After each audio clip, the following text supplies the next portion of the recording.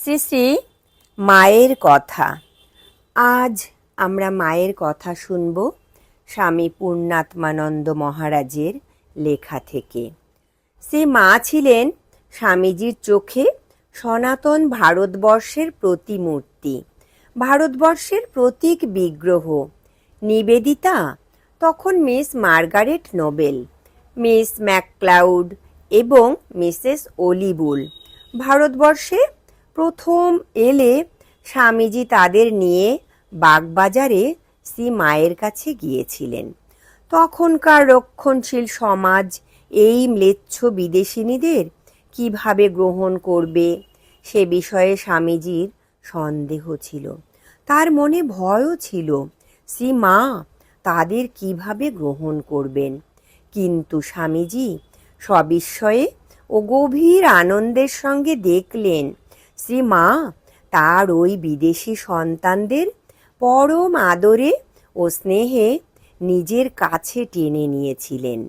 স্বামীজি এই সম্পর্কে স্বামী রামকৃষ্ণানন্দকে লিখেছিলেন, শ্রী মা এখানে আছেন। ইউরোপিয়ান ও আমেরিকান মহিলারা সেদিন তাহাকে দেখিতে গিয়াছিলেন। ভাবিতে পারো মা তাহাদের সহিত একসঙ্গে খাইয়াছিলেন। ইহা কি অদ্ভুত ব্যাপার নয়? শ্রী মা এদের গ্রহণ করেছেন, অর্থাৎ স্বামীজির চোখে সনাতন ভারতবর্ষ তাদের গ্রহণ করেছেন। এই উদারতা ওই যুগে একজন অশিক্ষিতা রক্ষণশীল হিন্দু বিধবার পক্ষে অকল্পনীয়। কিন্তু শ্রী মা যে ছিলেন অতুলনীয়া, তার তুলনা তিনি নিজেই। সেই অতুলনীয়াকে জগৎকে চেনালেন তার অতুলনীয় সন্তান। শেষ দিকে একদিন মাকে প্রণাম করে স্বামীজি বলেছিলেন, মা এইটুকু জানি, তোমার আশীর্বাদে আমার মতো তোমার অনেক নরেনের উদ্ভব হবে, শত শত বিবেকানন্দ উদ্ভব হবে। কিন্তু সেই সঙ্গে আরও জানি তোমার মতো মা জগতে ওই একটি, আর দ্বিতীয় নেই। বেলুর মঠের জনৈক বিশিষ্ট গবেষক সন্ন্যাসী সূত্রে কথামৃতকার শ্রীময়ের অপ্রকাশিত ডায়েরিতে উল্লিখিত একটি ঘটনার কথা জানা যায়। 23শে এপ্রিল 1890, অর্থাৎ শ্রী রামকৃষ্ণের তিরোধানের প্রায় বছর চারেক পর, স্বামীজি একদিন গুরুভাইদের কাছে বলরামবাবুর বাসভবনে বলেছিলেন শ্রী রামকৃষ্ণ তাকে বহু বিষয়ে বহু কথা বললেও শ্রী শ্রী মা সম্পর্কে কখনো কিছু বলেননি। সঙ্গে সঙ্গে স্বামী যোগানন্দ তার দৃষ্টি আকর্ষণ করে বলেছিলেন, কেন, ঠাকুর যদি ঈশ্বর হন তাহলে শ্রী শ্রী মা নিশ্চয়ই ঈশ্বরী।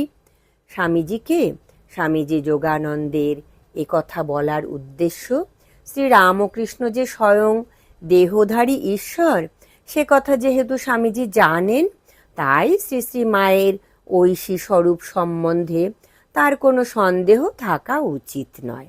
কিন্তু শ্রীরামকৃষ্ণ তাকে শ্রী মায়ের সম্পর্কে কিছু না বললেও স্বামীজির মনে শ্রী মায়ের মহিমা বিষয়ে কোনো সন্দেহ ছিল না। স্বামীজি কথা প্রসঙ্গে শুধু ঘটনার উল্লেখ করেছিলেন মাত্র। শ্রীরামকৃষ্ণ তাকে কিছু বলুন বা না বলুন, স্বামীজির হৃদয়ে শ্রী মা যে তার আগেই মহামহিমায় অধিষ্ঠিতা হয়েছেন তার প্রমাণ আছে।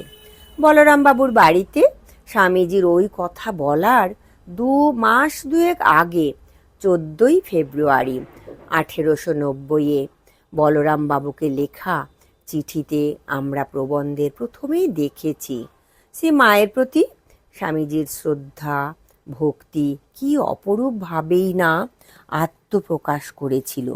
শ্রী রামকৃষ্ণ জানতেন সত্য উপলব্ধির ক্ষমতা নরেনের সহজাত।